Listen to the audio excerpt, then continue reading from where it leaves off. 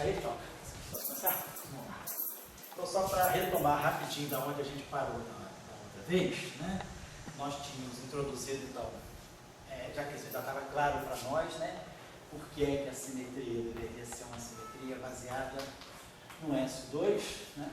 E um extra, né? Que não é ainda o eletromagnético, né? Porque nós ainda, quer dizer, ao introduzir o SO2, a gente necessariamente introduz um bóson extra, mas não pode ser o fóton devido à simetria SO2. Quer dizer, o fóton deve ter números quânticos, né, diferentes, né, e constante de acoplamento diferente dessa constante de acoplamento desse setor. Porque, como a gente sabe do procedimento de Young-Mills, né, cada subgrupo, né, cada subgrupo do grupo de Gage, nesse caso aqui o nosso subgrupo é esse grupo simples e esse fator abeliano. Em geral, numa teoria de Gage, a ideia é que sempre o grupo de Gage seja sempre um produto cartesiano, né, produto de grupos simples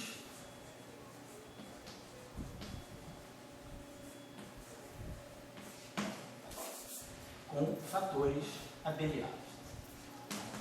Um, por exemplo, pode ser quantos fatores, dependendo da necessidade, um certo conjunto de fatores UN.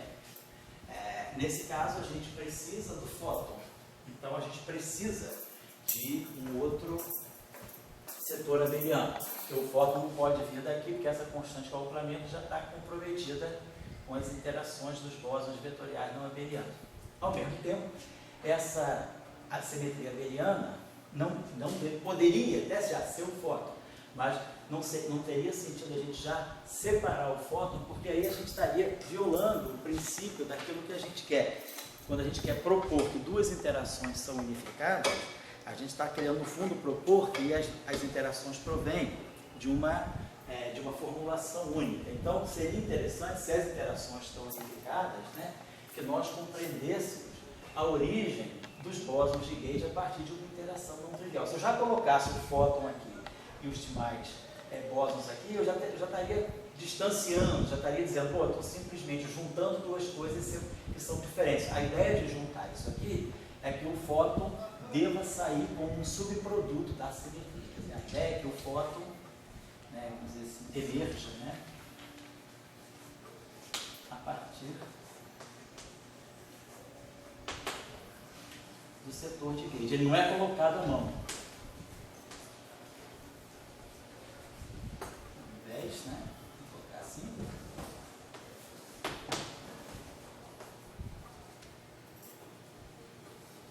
Aí está o verdadeiro, vamos dizer, sentido da unificação.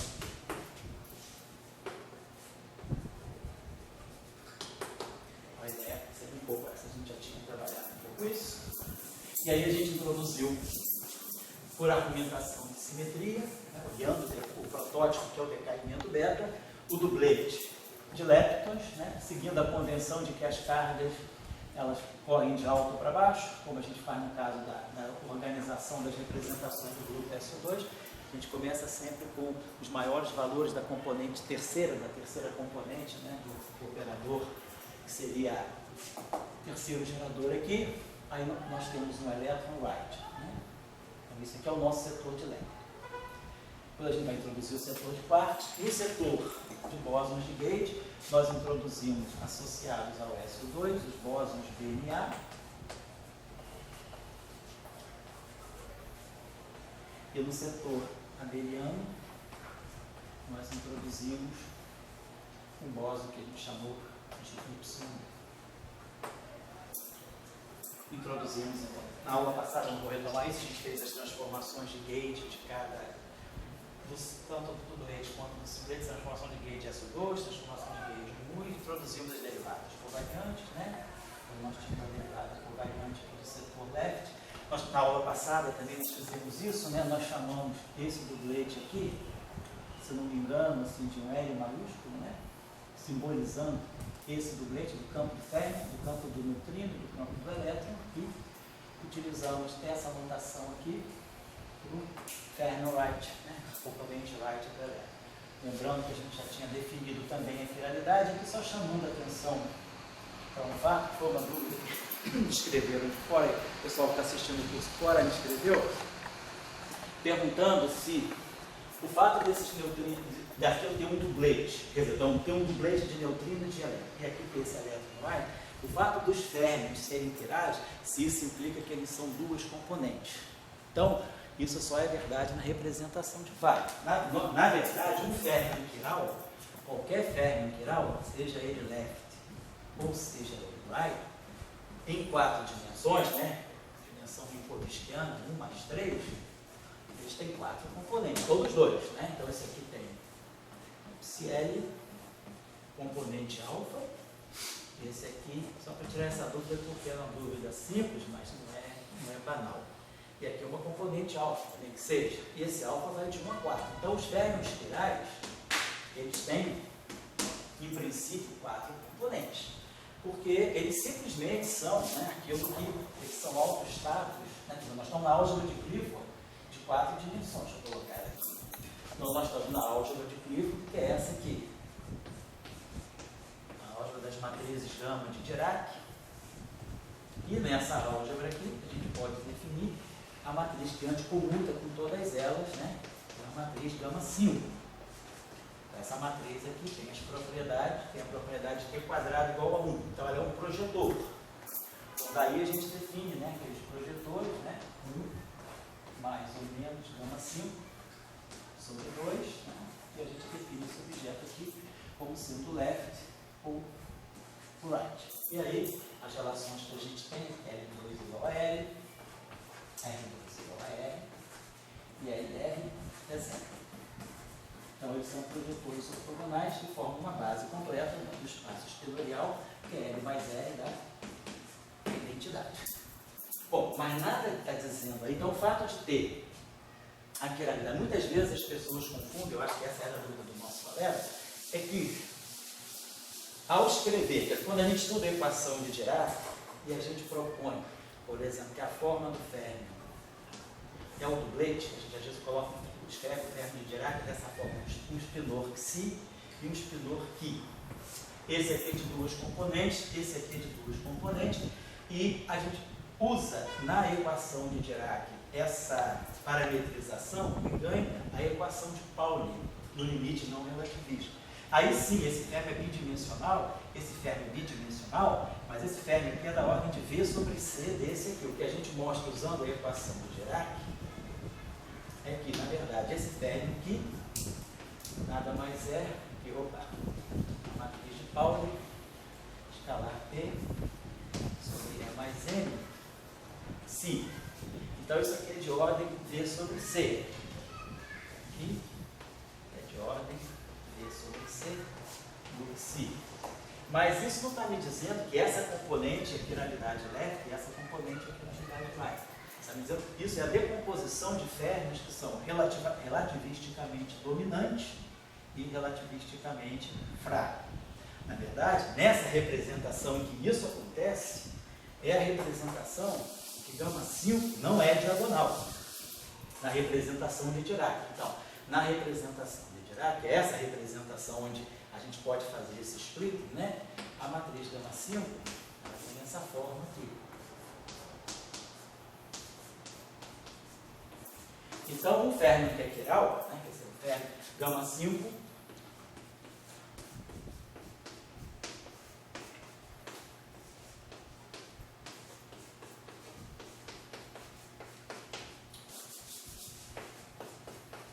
então, se o férmion é autovetor, né? Da quiralidade, vamos chamar aqui. Então, quando a gente escreve um férmion desse modo, né? Está escrevendo isso aqui. Gama 5, Si, então vamos dizer, tem o componente alfa, beta, gama, delta. Isso aqui vai ser igual a alfa. Estou pegando um férmion quiral left. Então, ele é autovetor de gama 5 com alto valor mais 1. Essa matriz aqui, né? Vou colocar assim. Vou botar isso aqui em submatrizes assim, identidade, 2 por 2, identidade 2 por 0. E aqui vamos chamar esse alfa beta de um spinor Xi e esse gama delta de Ki. Então, o fato desse férmion ser quiral não está me reduzindo o número de componentes dele, está apenas me dizendo que, opa, isso aqui é igual a psi aqui. Então, o vínculo que eu tiro em cima desse fermo quiral é que psi é igual aqui. Então, o fermo quiral left, na representação de Dirac, ele tem essa estrutura, alfa, beta, alfa, beta. Então, ele simplesmente replica esse fermo, mas não anula essas componentes. Então, esses fermos, mesmo que eu escreva nessa notação left, right, na representação de Dirac, eles vão ser fermions genuínos, de 4 componentes. Só que essas duas componentes são complexas, mas são as mesmas duas que tem aqui. Então, na verdade, esse estilor, ao invés de depender de 8 parâmetros reais, né, como é o caso do estilor de Dirac, ele vai depender de 4 parâmetros reais. Na verdade, aqui vai ser a parte real e a parte imaginária de alfa e a parte real e a parte imaginária de beta. Aqui se replica. Então, na verdade, ele tem 4 reais, então, portanto, 2 graus de liberdade. Então, isso é um fermo típico de Weyl. 2 graus de liberdade. O que ele descreve? O objeto sem massa com espinha na direção do movimento e o objeto sem massa com espinha anti-alinhada. Então, são os 2 graus de liberdade do fermo de Weyl. Se fosse um fermo de Dirac, ele teria essas componentes aqui independentes, ele teria 8 componentes reais, ele teria 4 graus de liberdade. Spin para cá, carga mais e menos, spin para cá, carga mais e menos. Ele escreveria o elétron e o positron nos 2 estados vamos dizer, de quiralidade ou de helicidade. Então, essa é a situação do férmio, desse férmio que nós estamos colocando. Então, nós não estamos trabalhando com uma representação escolhida. Em princípio, normalmente a gente trabalha com a representação de Dirac. Então, na representação de Dirac, menos ainda razão para imaginar que esses férmions sejam férmions de 2 componentes. Eles têm 2 graus de liberdade, porém eles têm 4 componentes, as 4 componentes inteiras, né? Só que a parte de baixo replica a parte de cima. Agora sim, se nós formos para a representação de Weyl, a gente vai para a representação de Weyl das matrizes gama. Então a gente teria gama 0, a representação de Weyl 0, 1, 1, 0. As matrizes gama espaciais na representação de Weyl são 0, menos sigma, sigma 0. Então, a representação de Weyl é caracterizada por ser completamente ortodiagonal. E aí a nossa matriz gama 5, que independente da representação I, gama 0, gama 1, gama 2, gama 3, nessa representação especial, ela adquire essa forma. Então, claro que se nós pegarmos 1 mais gama 5 sobre 2, que é o nosso projetor leve, né? Ele é identidade 0, 0, 0. E se pegarmos o projetor right nessa representação, ele é 0, 0, 0, 1. Então, nessa representação, se eu for pegar um férmio quiral, então se eu pegar um férmio leve, então eu vou ter 0, 1, 0, 0, menos 1. E vamos pegar então o nosso férmio. Ele é alfa, beta, gama, delta. Olha lá, mais alfa, beta, gama. Então isso aqui é o férmio quiral. Então isso aqui vai me dizer que alfa beta é igual a alfa beta. Fazendo esse cálculo, quebrando em duas componentes. E aí sempre vai me dar que menos gama delta é igual a gama delta. Então gama igual a delta igual a 0. Aí sim, na representação de Weyl das matrizes gama, o férmio left, ele adquire essa forma. Alfa, beta, 0, 0. Apesar de ele ter as 4 componentes, a representação é 4 por 4, ele tem 2 componentes não triviais. Então, na representação de Weyl, quando a gente escreve o férmio, né? Então, o férmio integral, então, na representação, então, o férmio left, na representação de Weyl, ele tem essa estrutura, alfa, beta, 0, 0. E o férmio right, na mesma representação de Weyl, ele vai ter a estrutura oposta, 0, 0, alfa, beta, gama, delta. E aí sim, o meu férmio geral, que é o psiel, mais um ferno que não seja quiral, mas que tenha as duas componentes de quiralidade, como é o caso do elétron, ele vai ter a componente left aqui em cima e a componente right aqui embaixo. Então, a representação de Weyl, ela é útil nesse sentido. Ela já demonstra para mim quem é a parte left, ela organiza direitinho, o left está em cima, o right está embaixo. Mas se eu fizer a mesma coisa na representação de Dirac, isso já não é mais verdade. A representação de Dirac, eu não tenho um ferno todo arrumadinho. O ferno left ocupa as 4 componentes e o ferno right também ocupa as 4 componentes. Só para chamar a atenção disso, porque então nós estamos lidando aqui com objetos que têm 4 componentes. Aqui tem 4 componentes e aqui tem 4. Então isso aqui é um dublete de fernos left, de espinúrios left, mas que tem as 4 componentes do neutrino e as 4 componentes do elétron. E aqui é um ferno right com as 4 componentes do elétron right, tá bom? Então isso tudo é muito sujeito à representação. Como a gente faz trabalho em geral, é bom trabalhar com uma representação geral. No modelo padrão, por exemplo, nós não escolhemos nem a representação de Majorana e nem a representação de Weyl. O normal é trabalhar com a representação de Dirac. Se a gente vai fazer supersimetria, colocar a supersimetria no modelo padrão, aí a gente muda de estratégia e coloca a representação de Weyl. Porque aí os fernos de Majorana, na representação de Weyl, ficam bastante simples. Então, é só uma questão de representação. Então, para nós aqui, ou para qualquer artigo ou livro que trabalhe com o modelo padrão, nós adotamos a representação de Dirac. E aí todos esses fernos aqui têm as suas 4 componentes plenas, tá bom? Só para chamar a atenção disso. Aí nós temos definido aqui a derivada covariante atuando no dublete left. Então ela vai ser a derivada covariante do setor SO2, aí a gente coloca aqui a constante acoplamento de SO2, os bósons de Gage, os geradores na representação fundamental, que é o dublete, e aqui nós acrescentamos, né, constante acoplamento linha, a carga aqui, carga 1 do setor left, e colocamos aqui o left. Então isso aqui é, perdão, esqueci de colocar aqui o Y. Então isso aqui é como o setor left interage com os bósons de Gage das duas simetrias, né? E o elétron right, ele é singlet, então ele não vê a simetria SO2, então ele vai ter aqui só a parte de 1.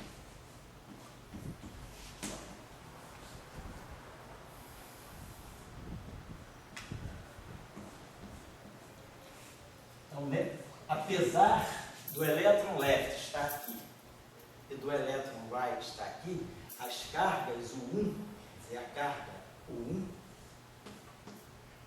o Y do elétron left, em princípio, é diferente da carga do elétron right. Porque essa carga não é necessariamente a carga eletromagnética. A gente vai ver que não é. Então, nada me garante que eu tenho que fixar essa carga, porque essa carga aqui não é porque o 1 Y, né? Não é a simetria de carga elétrica, da carga elétrica.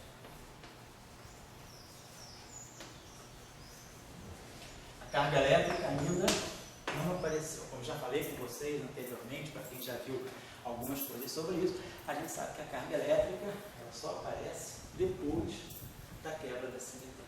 Então a gente precisa mesmo introduzir, depois que tem a quebra da simetria, que a gente vai organizar o espectro físico, aí que a gente vai ver as cargas.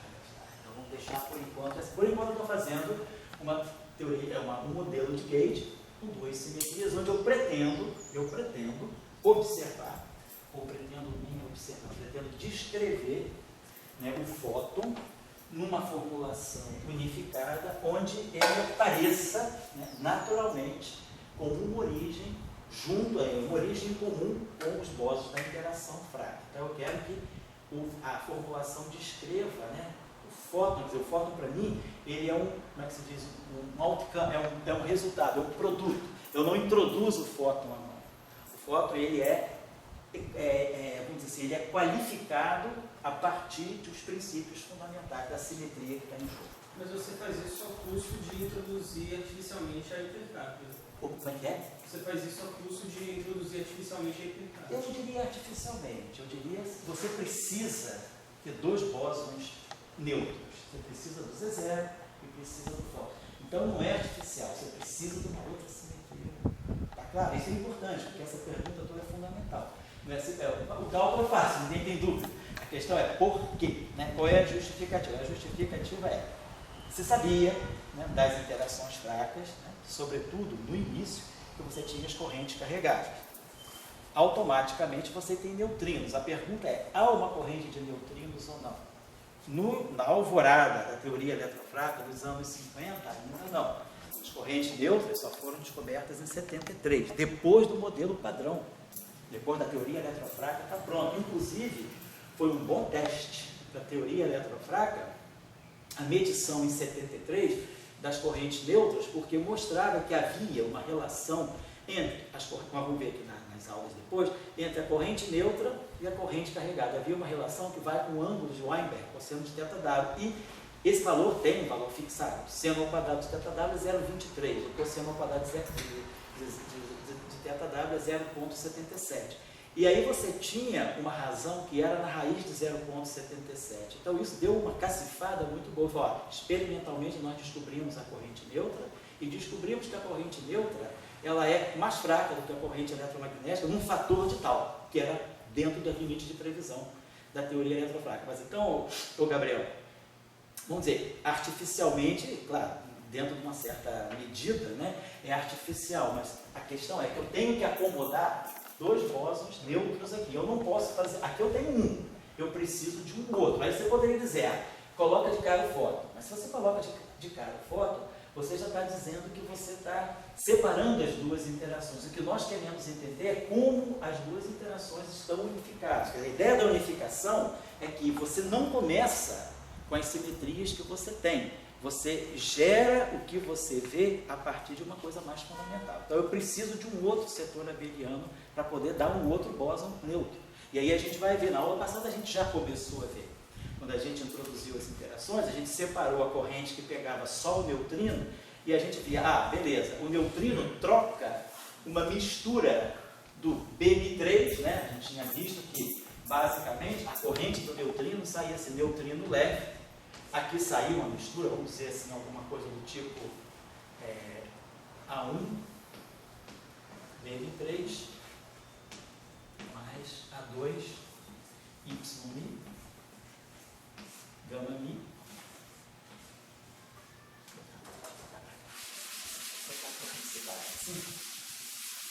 Tinha uma combinação assim. A1, BM3,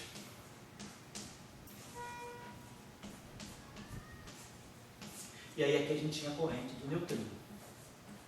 A gente viu na aula passada que a gente podia. A gente beleza. Se o neutrino interage com. Isso aqui é neutro, isso aqui é real. E esse é real também. Então, se o neutrino interage com um bóson neutro real, esse bóson certamente não pode ser o fóton, porque o fóton não tem essa interação. Isso aqui seria tipicamente a interação eletromagnética. Mas como o neutrino é neutro, essa interação então a gente vai. Então, isso deve ser uma outra partícula neutra que a gente chama de Z0 e identificou esse campo como Zmi. Então, de uma certa maneira, a gente já começa a distinguir o que é o bóson neutro dessa corrente neutra com o fóton.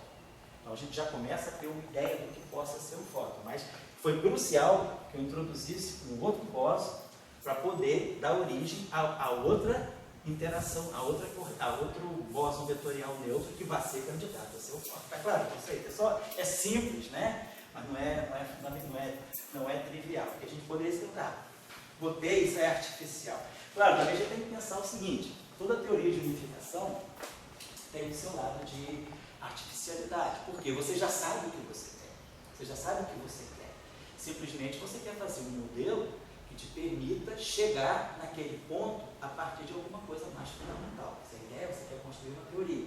Quando Einstein Kaluza, lá e tentaram unificar a gravitação com a interação eletromagnética, eles já sabiam que eles tinham. Tem gravitação que funciona assim, tem eletromagnetismo que funciona assim. Será que eu consigo buscar uma formulação onde essas duas interações provenham de uma interação única? Aí foi lá para 5 dimensões, etc. Mas você precisou saber aonde você queria chegar. O modelo padrão é um pouco isso. Eu tenho SO3, tem interação fraca, tem interação forte. As 3 interações, como a gente já discutiu aqui, tem escalas diferentes, tempos diferentes, características diferentes, alcances diferentes, elas são completamente diferentes. Mas a pergunta é, o fato de todas elas poderem admitir uma descrição de Young-Mills, né? Matéria interagindo, corrente interagindo via troca de bósons de Gauge, será que isso já não é o preanúncio de que essas interações são todas originadas de uma única interação? Era uma questão filosófica, não era uma questão tecnicista, era uma questão de princípio. Poderia ser ou não. O professor Sakurai, que a gente conhece tanto o livro dele, né? Ele morreu sentando sempre além de Young-Mills. Me lembro a última vez que ele deu aula para a gente lá na escola de inverno de Schladming. Ele chegou lá e falou, olha, hoje eu quero desconstruir para vocês. Naquela época era a época da Disco Music, né? Essa escola foi em 82. Eu quero desconstruir para vocês a Gauge mania, a discomania, né? Então, vocês vão ver que a gente pode construir uma teoria de eletromagnetismo de interação fraca sem simetria de Gauge. E ele apresentou o modelinho dele, né? Isso foi em fevereiro de 82. Depois, em março, o professor Salan, quando ele ainda estava rodando na Europa, ele foi a Trieste, deu um seminário lá na corte do Salan. O Salan estava escorrado um pouquinho em cima dele, mas o seminário dele era consistente. Então, é uma ideia alternativa. Logo depois ele morreu, teve um problema cardíaco, morreu bastante cedo. Ele morreu, acho que em julho de 19, não foi, né? Mas ele morreu dizendo, abaixa o Gauge mania. Tudo tem que ser teoria de Gauge? Não tem. Mas, professor, aí tudo bem, a gente substitui por esse grupo S2 por S1. Isso. Mas por que a gente diz então que isso é uma interação e não duas? Já que a gente tem o S2 e tem o 1 de intercâmbio. A gente trocou duas por duas. Não, são duas interações. Isso. O que é interessante daí, exatamente, em nenhum momento a gente tem, dizendo que a gente tem uma única interação. A gente só vai ter uma única interação quando a gente chegar no S5.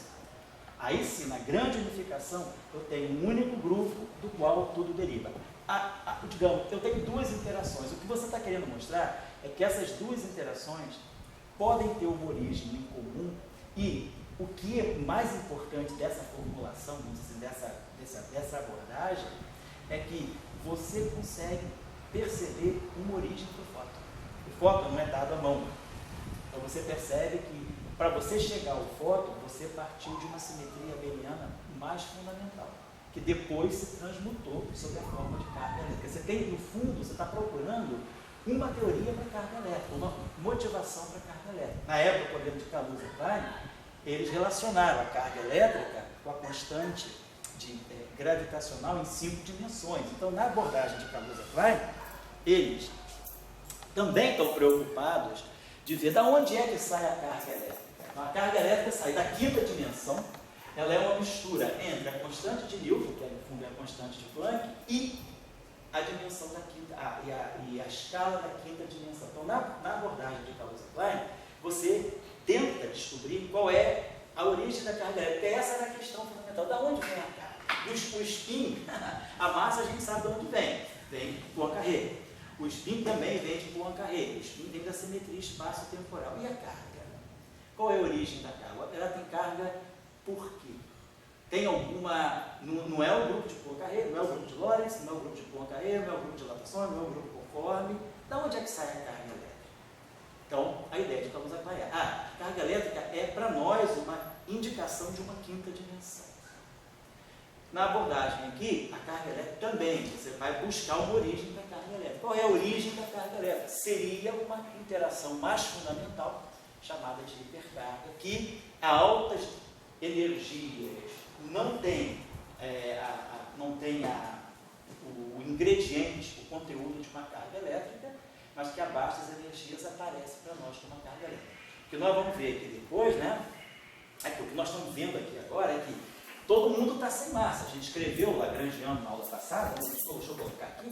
Então, na aula passada a gente tinha o Lagrangiano de SO2, né? Que é o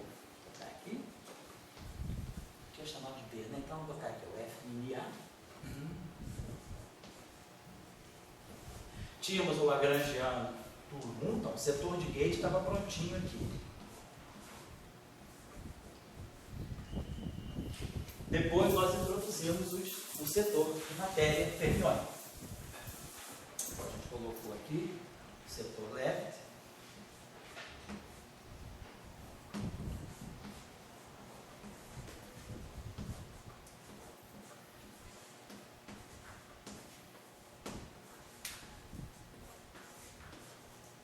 Acaba aí. Não temos termo de massa. Então, o que nós temos? Todo mundo com massa zero e apenas bósons de gate e campos fermiônicos. Tudo de massa zero. E as interações aqui, constante de acoplamento G e G'. Então, os parâmetros que nós temos à disposição até agora são o G e o G'. Então, ninguém tem carga elétrica. Eu não sei ainda o que é a carga elétrica. No momento eu sei o que é a carga SO2 e sei o que é a carga 1. Então, no momento, vamos colocar assim, as informações que nós estamos acostumados aqui, né, a olhar no nosso mundo e classificar as partículas, que são a massa é zero. E as cargas elétricas também são zero. Não temos carga elétrica. O que as partículas têm são cargas SO2, né? Então, em vez de ter, colocar assim, não tem carga elétrica. Mas certo. O que a gente tem é carga SO2. Então, a gente está dizendo que a carga SO2 é igual a meio para o neutrino left, menos meio para o elétron left e 0 para o elétron right. Então, essas são as atribuições de carga SO2, que é o que nós conhecemos. E depois nós vamos olhar as cargas, as hipercargas fracas, os QI, as cargas QY. Então, nós temos uma carga Y left para o neutrino, para o elétron. Tem a mesma carga, eles são dupletes. E aqui eu vou ter a carga Y right para o elétron right. Então, essas duas cargas são iguais, elas são degeneradas. O duplete ele é visto por S1, pelo 1, como uma estrutura única. Porque, claro, se nessa derivada covariante eu distinguisse essa carga para o left, para o neutrino, e a carga para cá, eu estaria quebrando a simetria SO2. Porque qual é o papel da simetria SO2? É olhar o neutrino e o elétron left como uma coisa só, uma estrutura única. Se essa carga aqui distinguisse esses dois, essa simetria 1, ela estaria quebrando a simetria SO2. Então, por isso que as atribuições de carga são essas. Agora, a questão nossa é, no final do dia, eu quero falar de eletromagnetismo. Eu sei que o elétron tem carga, sei lá, menos 1, em unidade de E. Então, a pergunta vai ser, quem são as cargas eletromagnéticas? A pergunta ainda está em suspenso. Também, o elétron é massivo, o neutrino não. E para o elétron ser massivo, ele precisa acoplar a componente left com a componente right. Elas estão desacopladas aí. Eu tenho um setor left e um setor right. Como é que eu vou formar alguma coisa? Eu não tenho uma simetria. Se eu pegasse alguma coisa do tipo elétron left com elétron right, se as cargas 1 são diferentes, aqui é um Y L e aqui é um Y right, essa simetria, esse termo quebraria a simetria 1Y. Como esse termo está quebrando a simetria SO2. Porque se eu fizer uma transformação de SO2, isso aqui vai, por exemplo, no neutrino left. E eu não tenho uma mistura de neutrino com elétron no termo de massa. Então, esse termo aqui, violentamente, quebra SO2 e, eventualmente, quebra o 1. Então, eu não posso ter termo de massa. Mas eu preciso gerar massa para o elétron, e a massa do elétron tem que ter essa estrutura. Então a pergunta, e aí eu acho que aí que está o grande mérito desse modelo, é como nós vamos fazer para olhar a origem da massa? No setor leptônico, deixar o neutrino sem massa e atribuir massa ao elétron sem quebrar as simetrias. Então, essa é a ideia, toda a ideia que está por trás da simetria quebrada espontaneamente. Você produz uma formulação em que tanto o lagrangiano ou o hamiltoniano sejam invariantes, mas depois, quando a gente for olhar minimizar a energia, a configuração de mínima energia não é invariante. Então, a quebra espontânea, ela não está no Lagrangiano. O Lagrangiano continua sempre invariante. Eu só vou perder a simetria a nível de estado. Então, é uma simetria que eu não vou ver no laboratório, porque os estados não demonstram essa simetria. Mas a simetria, mas o funcional de energia do sistema, ele é invariante. Ele tem a simetria. Então, a simetria é quebrada espontaneamente nesse sentido. Ela não é quebrada no Lagrangiano, mas é quebrada nos estados. Né? Então, esse é o mecanismo que está por trás, que tem todas as consequências. Então, a ideia agora é como introduzir massa e, eventualmente, carga. Porque se a gente está numa formulação em que a massa é zero, a gente espera que a carga elétrica seja zero. Nós não conhecemos nenhum exemplo na natureza de uma partícula carregada de massa zero. A massa está sempre ligada com a carga, apesar de não ter nenhum teorema demonstrando isso, mas a gente sabe que na natureza a gente sempre espera que um objeto carregado tenha massa. Então, por quê? Porque a carga gera energia, a energia gera uma alta, quer dizer, a carga gera uma alta energia, essa alta energia pode ser pensada como algum reflexo de uma massa de repouso. Então, dificilmente você vai ter uma coisa carregada e sem massa. Claro que agora, sim, você pode ter partículas neutras massivas, aí não tem problema nenhum, mas uma partícula carregada de massa zero é algo que foge um pouco assim, aos primeiros princípios, a relação entre energia e entre carga elétrica e energia, por exemplo.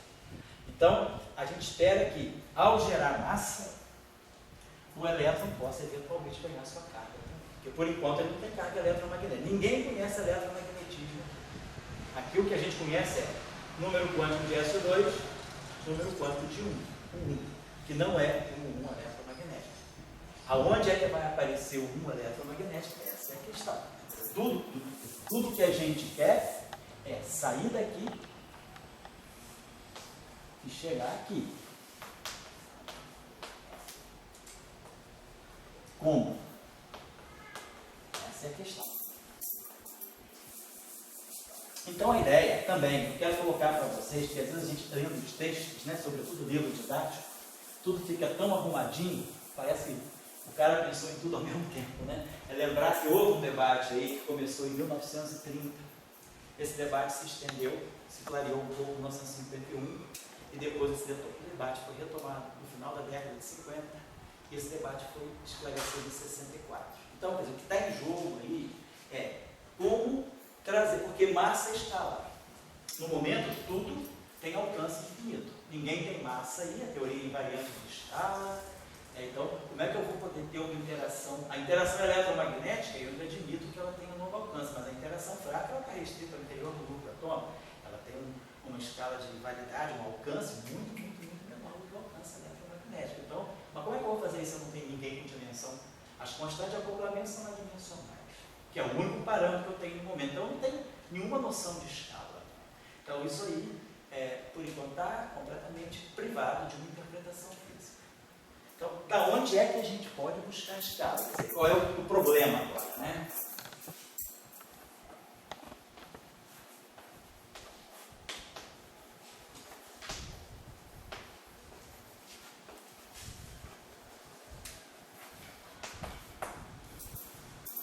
Por exemplo, distinguir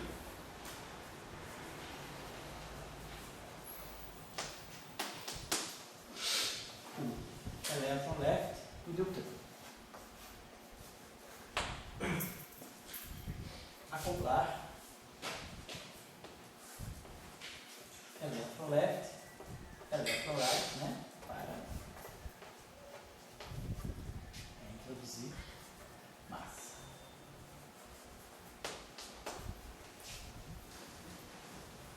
E, eventualmente, carga, Porque, afinal de contas, o elétron não pode ganhar sua massa, ele precisa ganhar carga eletromagnética. Então, eu preciso acoplar esses dois objetos aqui, e acoplar para introduzir massa. Quer dizer, introduzir massa significa o quê? Gerar uma escala.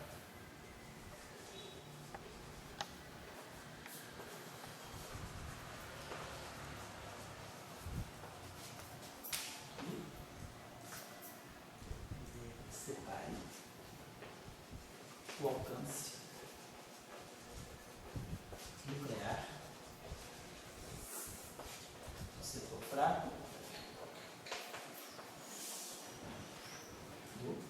Tchau, dá para ler aqui? Dá para ler. Essa última linha aqui? Sim.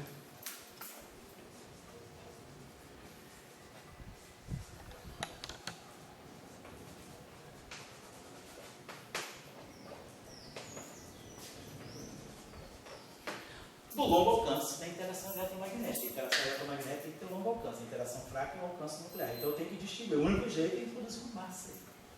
Agora, então, a questão do momento. Então, qual é a questão do momento? Massa.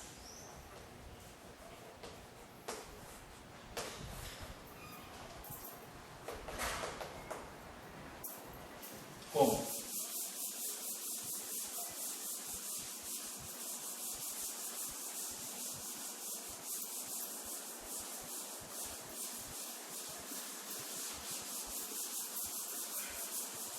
Então, o que a gente espera é que, gerando a massa para o elétron, deixe o neutrino sem massa, é o que a gente espera. Gerando a massa para o elétron, se as coisas funcionarem bem, eu devo também estar gerando uma carga para. Eu devo começar a ver um elétron mais físico, com massa e carga eletromagnética. E tudo então está por trás, né? Tudo que está por trás de tudo é o aparecimento dessa massa. Então, como é que a gente vai. Que elementos a gente tem para introduzir a massa? Então, aqui.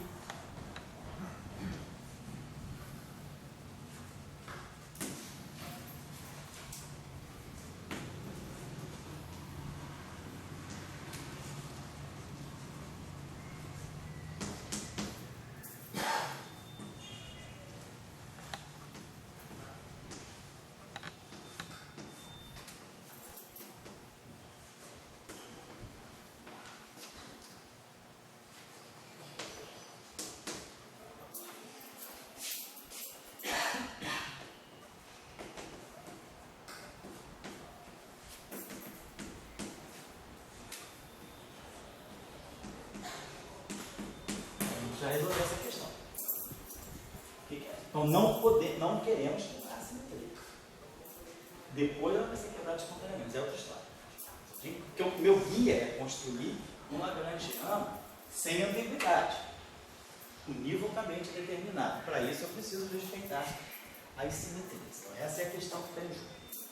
E aí, quais são os elementos que nós temos? Então vamos pensar o seguinte: qual era a questão de Dirac, da equação de Dirac?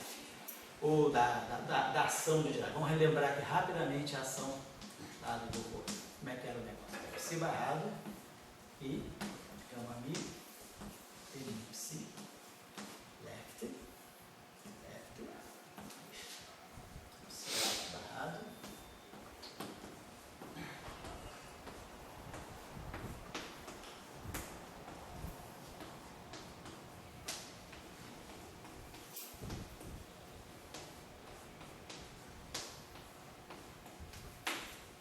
então essa é a ação de Dirac, escrita em termos das componentes quirais, né? Simetria quiral, que hoje em dia é dia 31, dia 28, sexta-feira.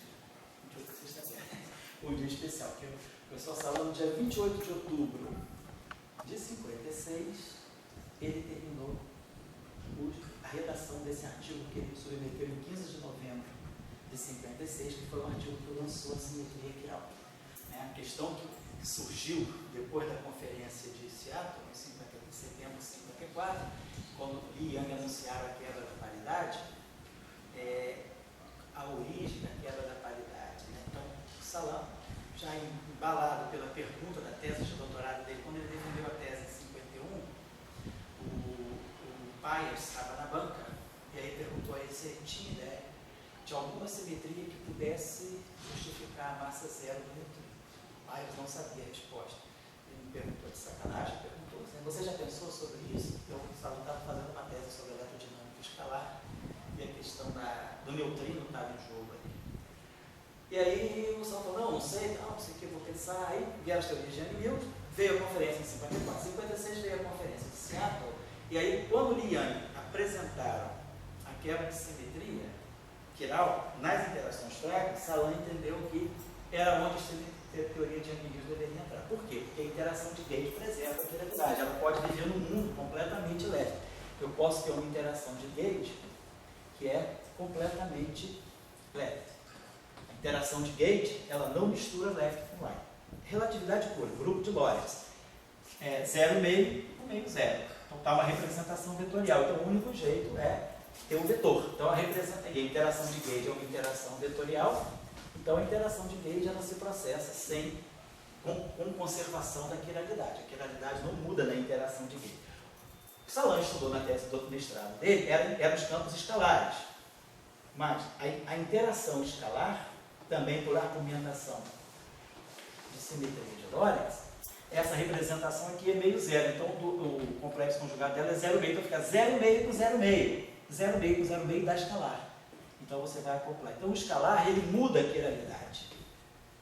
Mas o bóson de gauge não muda a quiralidade. Então as interações de gauge elas preservam a quiralidade e as interações de Yukawa não. Então, como o termo de massa também é um termo que mistura as quiralidades, a pergunta que era a pergunta que tinha ficado sempre com o Dirac, que ele sempre nunca conseguiu assim, se satisfazer de ter que colocar esse parâmetro à mão na ação, na equação dele. Ele queria ver se tem uma origem dinâmica para a massa. Então, o que ficou claro da tese de doutorado do Salan é que um escalar ele tem dimensão de massa. Então, o escalar pode ser a fonte de uma geração de escala. Se a gente imaginar que o valor esperado do vácuo de um campo escalar, ele tem dimensão de massa e ele não quebra a simetria de Lorentz. Claro, eu poderia dizer, mas espera aí, se você pegar o valor esperado do vácuo de um campo vetorial, esse valor esperado do vácuo é um vetor, que tem dimensão de massa. Só que você teria uma direção privilegiada no vácuo, você quebraria a simetria de Lorentz. O escalar não, ele não introduz nenhuma noção privilegiada, então o vácuo continua isotrópico. Então, o único jeito de você introduzir um parâmetro de escala sem violar a simetria de Lorentz é através de um campo escalar. Então, isso já estava claro que deveria ter um campo escalar aqui. E na tese de doutorado de Salan, justamente ele estudou as interações de escalares e viu que os escalares, para poder ter interação eletromagnética consistente, eles precisam ter um potencial que vá até ordem 4. Então, de uma certa maneira, já estava claro para o Salan que um campo escalar pode ser bastante interessante. E agora, em conexão com essa ideia de gerar massa, talvez o campo escalar fosse a fonte natural da massa, porque imaginar que esse campo aqui ele possa corresponder a uma flutuação em torno de uma configuração estável. Então, você pode sempre imaginar que o teu campo escalar ele é uma configuração constante, mais flutuações. E essas flutuações é que são as flutuações quânticas. Meu campo na verdade, são flutuações em torno de um background não trivial. E só é possível com escalar. Eu posso fazer isso com o espinor? Posso fazer isso com o vetor? Posso fazer isso com o tensor? Posso, mas eu quero a simetria de Lorentz. Então, o único jeito de ter um campo flutuando com uma configuração de vácuo estável, não trivial, é campo escalar. Então, a ideia era, eu preciso acoplar o elétron left com o elétron right, baseado nessa simetria. Então, a ideia de Salan foi, vamos postular uma leizinha mais, terceira lei de Salan, terceira lei de Newton. Existe um campo escalar fundamental na natureza. Se isso é verdade ou não, parece que em 2012 anunciou o bóson de Higgs, mas ele introduziu a noção de um campo extra. Então, deve existir um campo extra dentro dessa simetria. Então, a perspectiva aqui é que essa massa, ela possa ser originada, vamos colocar assim, essa massa, ela possa ser originada a partir de um setor escalar.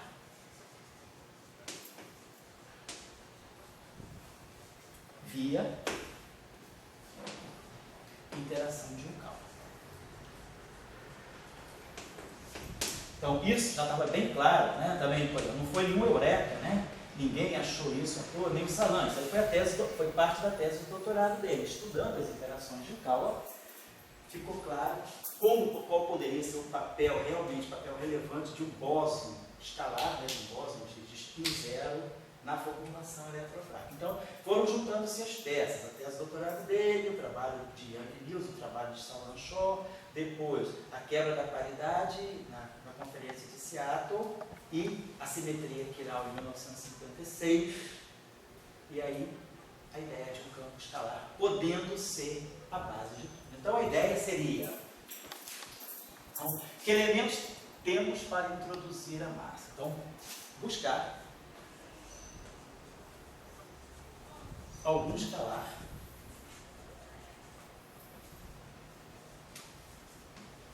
que possa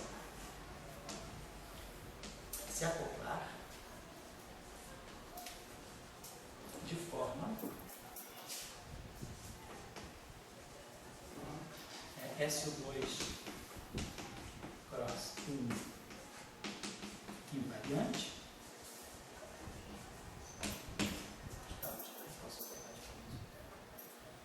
Preservando a simetria, né? E que gere a escala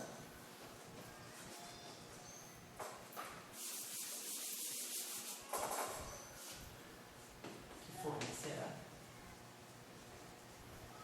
a massa. Então esse é o, vamos dizer assim, esse é o conteúdo. O resto é cálculo algébrico fácil, né? Mas a ideia é essa. Essa ideia levou tempo para ser esclarecida. Introduzir um campo escalar, e também tem uma coisa, nada acontece à toa, né? Quando o Salão se doutorou em 51, um dos primeiros trabalhos, estava bombando na ex-União Soviética, a física dos supercondutores. Uma das primeiras produções lá, independente do Salão, assim que ele se doutorou, foi fazer uma teoria quântica de campos para supercondutividade. Então tem esse trabalho do Salão de 52, onde ele faz uma na época que se tinha, era uma teoria não microscópica, tinha a teoria de Ginzburg-Landau, que era a forma que o Landau e Ginzburg encontraram de ter um modelo efetivo, macroscópico, para reproduzir o fenômeno da supercondutividade. Salão, então, ciente dessa questão, porque ele tinha uma relação muito forte com o Landau, ele tenta simular uma teoria de campos para a supercondutividade. Publica esse artigo em 52.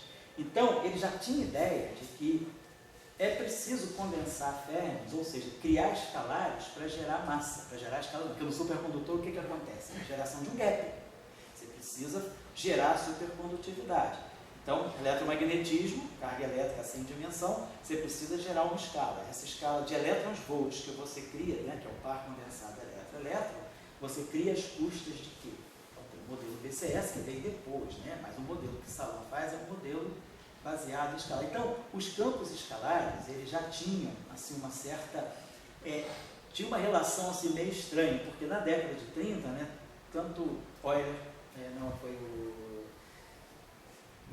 Weisskopf, né, Weisskopf e Pauli e Fermi e Majorana estudavam a viabilidade de se poder ter escalares elementares na natureza, elementares carregados na natureza. Se discutir isso, é possível com a relatividade ter ou não é possível não ter. E aí, isso é resolvido na tese do Salão em 51. Então, os campos escalares começam a ganhar um primeiro momento importante como partículas elementares, né, como campos fundamentais. E aí vem a discussão da supercondutividade, vem as teorias de Young-Mills, vem a quebra da paridade, vem a simetria quiral. E aí, bom, é a hora, é o clímax dos campos escalares, depois de, sei lá, 20 e poucos anos de compreensão de que esses campos podiam fazer.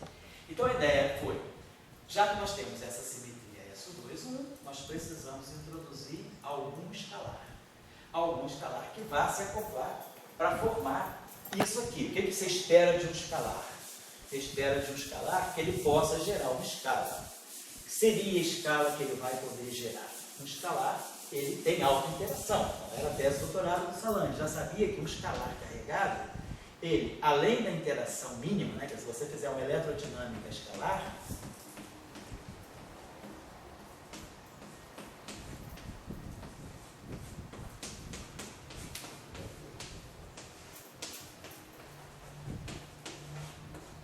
isso aqui seria eletrodinâmica escalar. Um campo escalar carregado, massivo, interagindo minimamente com o campo eletromagnético, que é ação eletromagnética. Só que o que ele mostra na tese dele é que a única maneira dessa teoria ser renormalizada é se nós introduzirmos uma interação nova, que não é interação de Gale, não tem nada a ver com o campo de Gale, que é do tipo lambda F4. Então essa interação é invariante de gauge, ela não toca o setor de gauge, mas eu preciso ter uma interação nova. E aí um escalar que tenha esse, então quer dizer, a própria a consistência de uma interação eletromagnética de escalares massivos e carregados pede esse acoplamento. Agora, esse acoplamento gera um potencial de autointeração. E aí a questão é, todo o campo se estabiliza, né? Você vai procurar a solução, o ground state da teoria quântica vai ser o mínimo de energia da teoria clássica. Então, com esse campo aqui, a gente consegue ter uma teoria. Quer dizer, se o potencial fosse só isso, o potencial seria assim. Então, o mínimo seria na origem. Mas com esse potencial aqui, mexendo com esse parâmetro, a gente tem a chance de construir um potencial com mínimo não trivial. E aí o campo escalar, ele pega um valor não trivial, ele pega um valor de mínima energia, que é a configuração dele no vácuo, e é constante e diferente de zero. Seria um, sei lá, chamar V de vácuo. Então, está tudo aí. Tem um escalar, o escalar precisa de autointeração, senão eu não tenho uma interação eletromagnética consistente, eu vou precisar ter um eletromagnetismo consistente. E o escalar, por ter essa interação, que a renormalizabilidade me impõe, se eu quero fazer uma teoria quântica, ela precisa ser renormalizável para ser fundamental, e aí isso me dá a chance de eu gerar uma escala às custas do campo escalar. Muito bom, tudo bem. Mas e a simetria? Se eu colocar um escalar singlet, se eu colocar aqui um escalar que seja φ, se left vai errado, vou botar electron left, electron right, esse cara aqui é um dublete de SO2. Esse cara aqui é um singlete de SO2. Então, dublete com singlete dá dublete. O único jeito de eu construir um escalar de SO2 a partir de um dublete é colocando outro dublete. Porque meio com meio dá 0 e 1. E aí 0 eu posso extrair a combinação que é singlete do meio-meio, como a gente faz na mecânica quântica, né? A gente combina de meio dá 0 e 1. 0 é a combinação antissimétrica e 1 é a combinação simétrica. Então eu vou ter as atribuições quânticas, né, de SO2 para poder formar isso aqui, que vai ser, basicamente, espero que isso aqui vire a massa, mas antes de virar a massa, eu tenho que introduzir uma interação tipo Yukawa, que seja invariante de SO2 e que seja invariante de 1. Então, esse cara é singlete e esse é dublete, então isso aqui necessariamente é um dublete de SO2. Então, para formar um singlete, eu quero o quê? Eu quero que a minha interação seja invariante de SO2. Ela tem que, no final do dia, ser um singlete de SO2. Um dublete só forma um singlete se ele interagir com outro dublete.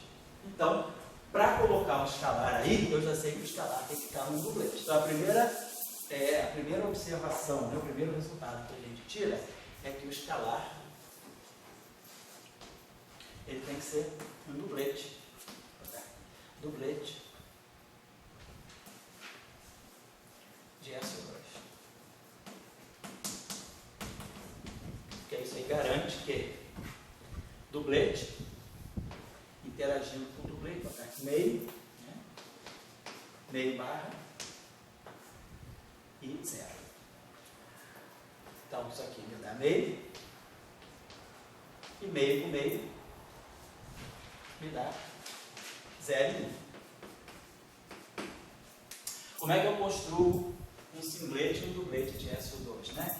Igual que o triplete. Então eu faço assim, se eu pegar um dublete de SO2 e outro, se eu pegar um dublete, vamos lá, um dublete psi e um dublete aqui, claro que para formar um dublete de SO2 basta fazer isso aqui, psi DAG aqui, formar um singlete.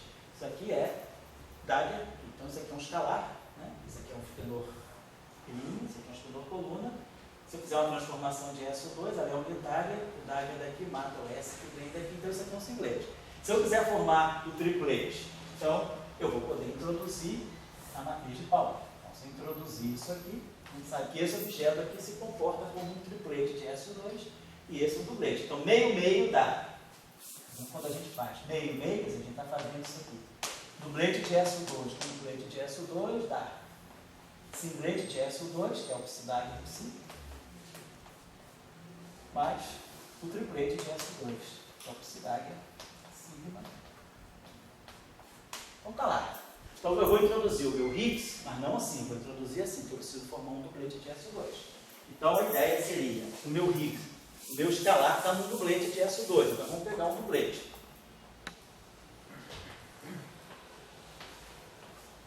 Vou botar, sei lá, aqui um φ1, ambos complexos, óbvio, né? Duplete de SO2, uma representação complexa. φ1 e φ2 são complexos.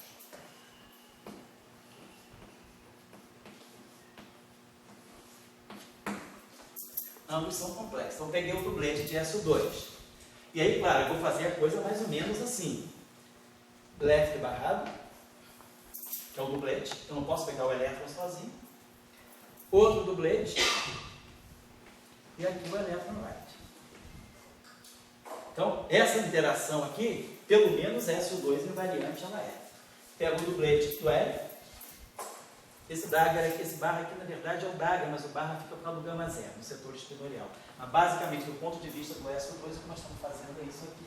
Então, se eu pegar essa interação aqui, eu estou fazendo isso. Eu estou pegando neutrino, left, Dagger, elétron, left, Dagger, gama zero, que vai me dar o barrado.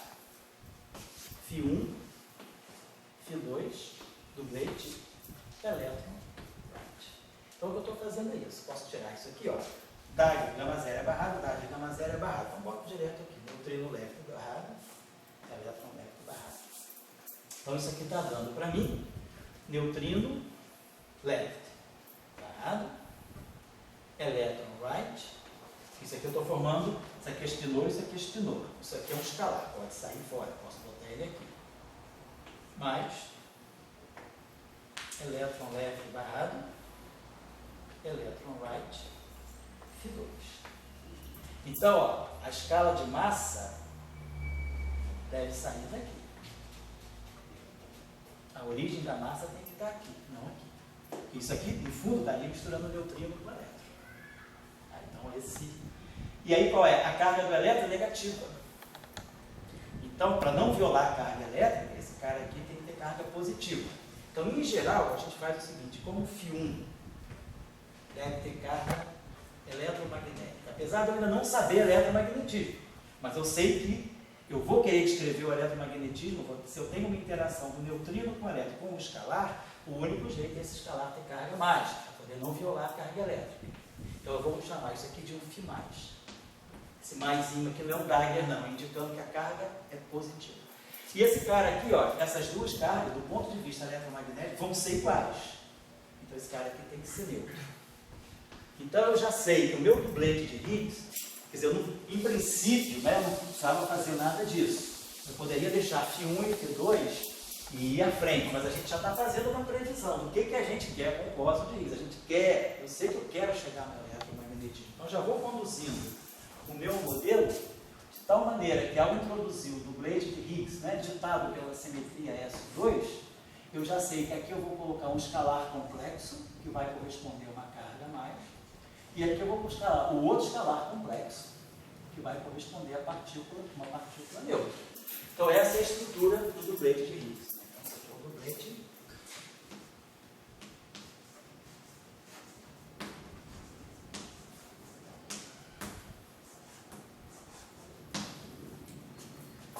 Muito bem.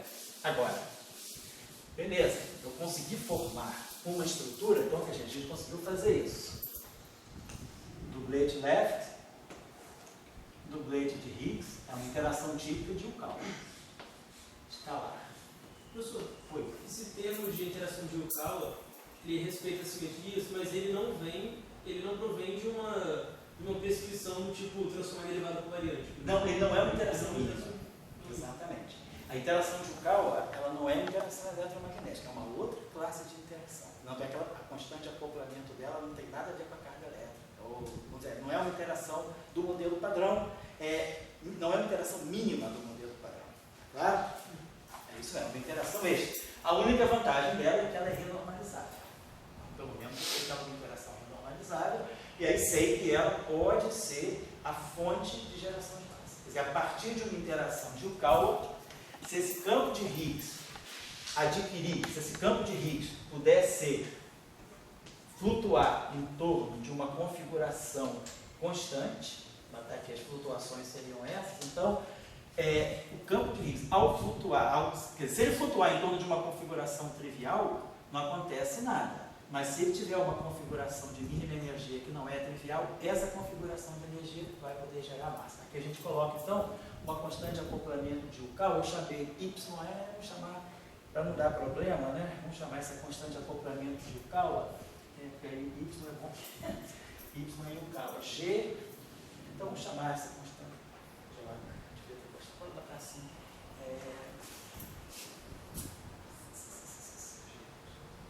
Y,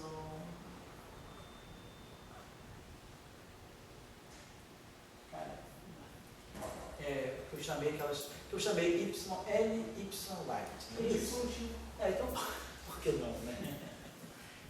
Ela está pensando uma letra louca aí. Então lá, YTIL. Então, YTIL é a constante de acoplamento que marca a interação de Yukawa, né, entre o escalar, que é um dublê, quer dizer, do ponto de vista de Lorentz, é um escalar. Do ponto de vista do SU2, é um dublete. Então, esse dublete de escalares tem esse acoplamento de Yukawa com essa constante de acoplamento aqui. Agora, Gabriel, você falou, é claro que é invariante, mas nós não mostramos a invariância o 1 ainda, nós mostramos que é SU2 invariante. Para ser invariante o 1, o que vai acontecer? Qual é a transformação U1 desse cara leve? Nós já tínhamos visto. A transformação U1 do cara leve é exponencial e a carga leve. O parâmetro da transformação, acho que eu chamava de alfa leve. Então, isso aqui é a transformação U1 do setor leve. Depois, nós tivemos a transformação U1 do setor right. Isso aqui é a carga right, setor right. Esse aqui é o meu right in. Então, eu vou ganhar daqui, vai me vir uma fase aqui que vai ser exponencial. Se eu fizer uma transformação com 1 em todo mundo, vai ter uma fase que vai ser menos I, Y left, mais Y right, alfa. Então, essa fase aqui é o conjunto, a fase 1 daqui, quer dizer, a transformação 1 desse cara, junto com a transformação 1 desse. Mas esse cara, então, quer dizer, se isso aqui for zero, tudo bem, esse cara pode ser neutro. Mas, em princípio, para isso aqui ser invariante de gauge, é preciso que a carga U1, vamos colocar assim, a carga U1 do φ, eu acho que eu errei, aqui é menos e aqui é mais, então aqui fica menos, não é isso? Esse cara aqui tem o barrado, ele vai pegar o sinal menos. Esse cara aqui não tem barrado, ele vai pegar o sinal mais. Então eu preciso que essa carga aqui seja Y light menos Y light. Então, quer dizer, se eu souber a hipercarga fraca do setor left e a hipercarga fraca do setor right, eu já organizo a hipercarga fraca do Higgs para poder dar invariante. Porque aí, se esse cara aqui se transforma dessa mesma forma, só que com essa carga, vai aparecer aqui uma fase exponencial de I, Y, ao contrário, né? Não, sinal menos. Então vai aparecer isso aqui, Y left menos Y right, alfa. E aí alfa. E aí as coisas se cancelam, certo? Então, dessa forma, eu garanto que eu tenho simetria SU2, por causa do dublete, e simetria U1, por causa dessas atribuições. Quer dizer, eu já estou partindo do que eu conheço, a hipercarga do left e a hipercarga do right. Então, quando eu introduzo o dublete de Higgs, ele é dublete de SU2, então ele não é neutro segundo SU2, ele tem número quântico meio segundo SU2, mas ele também não é neutro, ele é um dublete que também tem carga U1, da mesma forma que o left.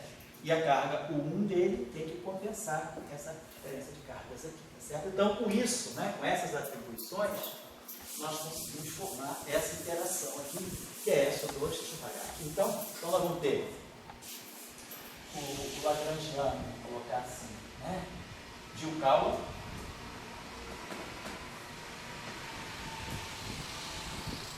lepton, Higgs,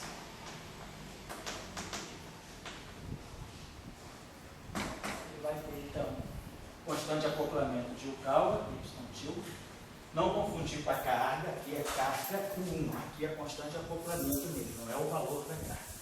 Constante de acoplamento de Yukawa, fermion left, dublete de Higgs, fermion right.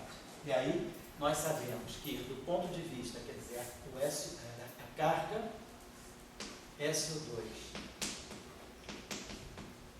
do φ é meio, porque ele é um dublete.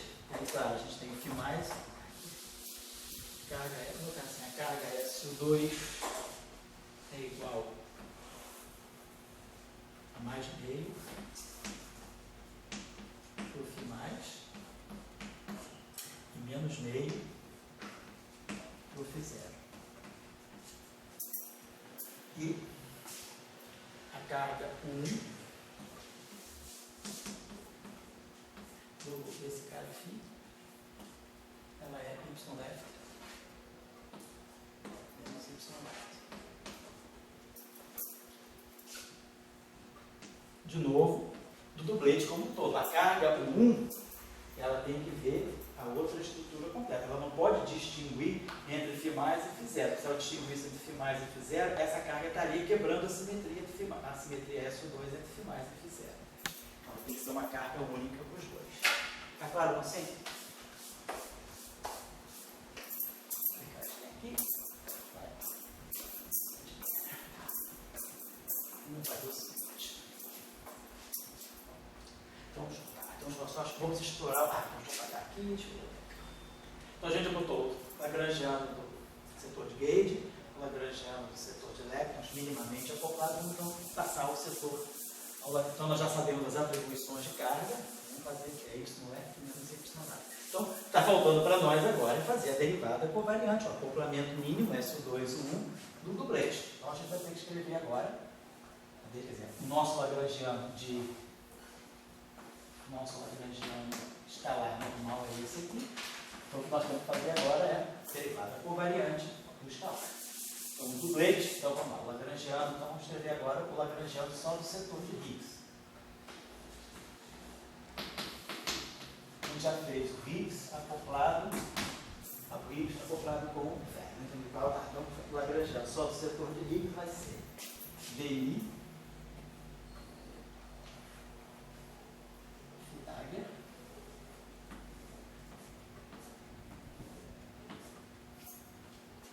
Remifi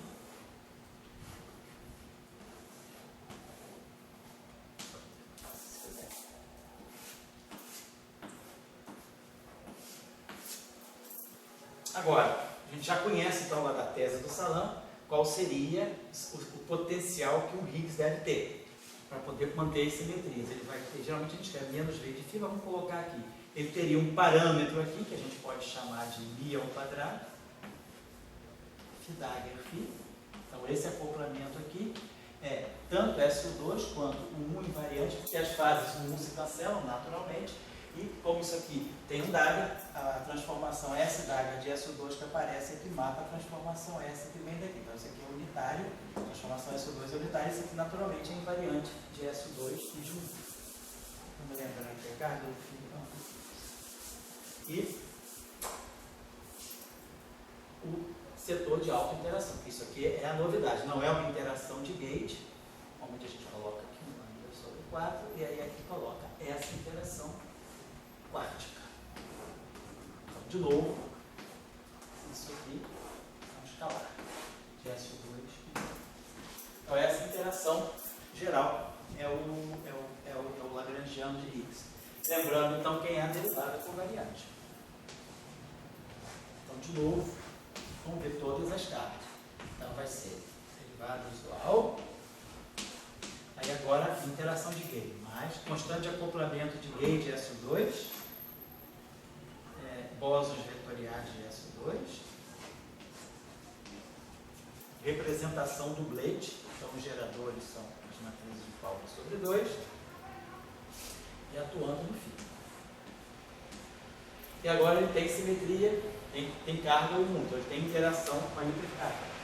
Então, I constante de acoplamento da hipercarga, bóson de Gauge da hipercarga, a carga, qual é a hipercarga dele? YL menos Y right.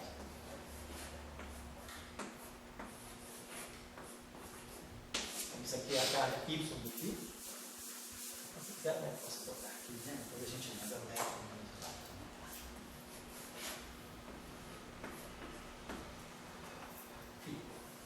Então está aqui. Então essas são as interações de Gauge. E aí aqui nós temos, né? Automaticamente vai ficar φ mais, estar, φ mais, φ0, estar, φ0. E aqui ao quadrado, né? E essas, então, vamos dar uma olhadinha aqui, deixa eu botar aqui.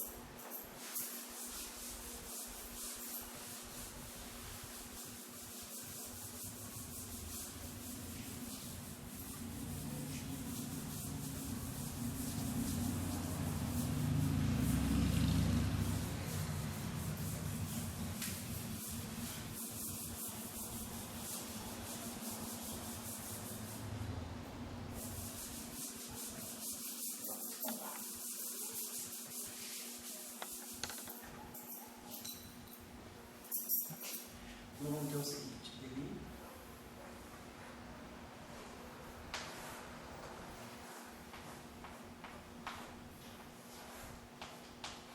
essas cargas aqui a gente já está sabendo que vão ser futuramente, a gente já sabe que devem vir a ser as cargas eletromagnéticas, isso eu já distingo mais ou menos.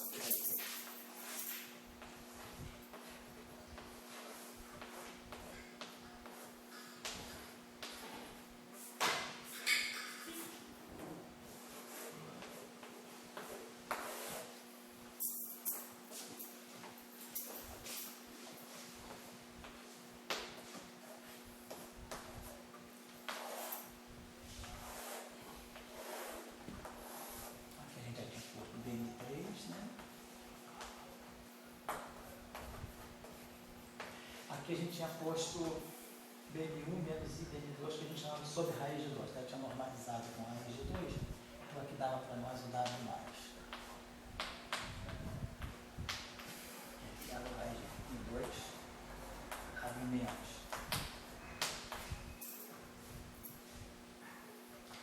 Aí aqui, mais.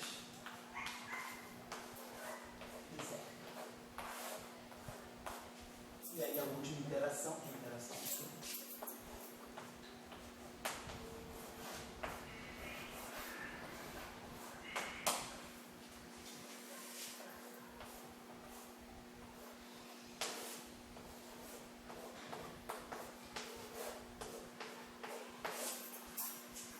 Então, eu não vou fazer esse produto aqui depois, né? Cada um faz assim. Eu só quero discutir aqui, depois de colocar tudo, porque isso aqui na verdade. Então, vamos lá. Você vai ter que escrever isso aqui. Depois a gente vai. Se a gente só chamar a atenção de uma coisa. Se alguém quiser escrever, a partir daqui que eu escrevi agora, se quiser pegar isso aqui, é só lembrar o seguinte: DI e DAC. Então isso aqui é DI e DAC menos I. Os campos de Gauge são reais. Aqui vai ficar filaga. Vou botar aqui o 2 aqui. E aí, as matrizes de Pauli trocam a ordem da conjugação hermitiana. E aqui, menos I, G'.